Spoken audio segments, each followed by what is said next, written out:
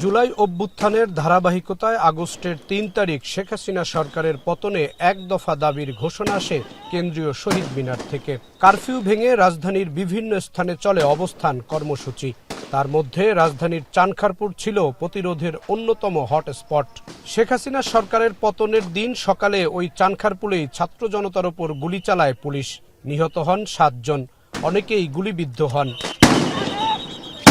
পরে চানখারপুল এলাকায় গুলি করার ফুটেজ দেখে চিহ্নিত হয় কনস্টেবল সুজন হোসেন।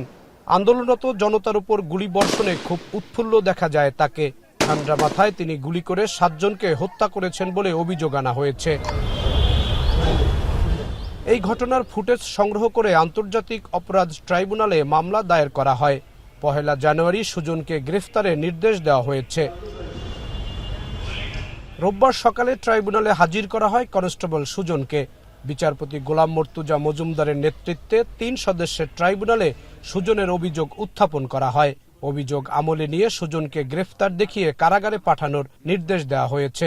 অন্য মামলায় সে আটক ছিল, সেইখানে গত ১ জানুয়ারি তাকে গ্রেফতার করার জন্য মাননীয় ট্রাইব্যুনালে পিটিশন দেওয়া হয়েছিল। মাননীয় ট্রাইব্যুনাল প্রাথমিক পর্যায়ে তার প্রোডাকশন ওয়ারেন্ট দিয়ে আজকে নিয়ে এসছেন এবং আজকে ডিটেনশনের আদেশ দিয়েছেন। পরবর্তী তারিখ হচ্ছে ২৩শে ফেব্রুয়ারি। ৫ আগস্টে চানখারপুলে ৭ জন হত্যার ঘটনায় পুলিশের আরও কয়েকজনকে চিহ্নিত করার কথা জানিয়েছেন ট্রাইব্যুনালের প্রসিকিউশন টিম।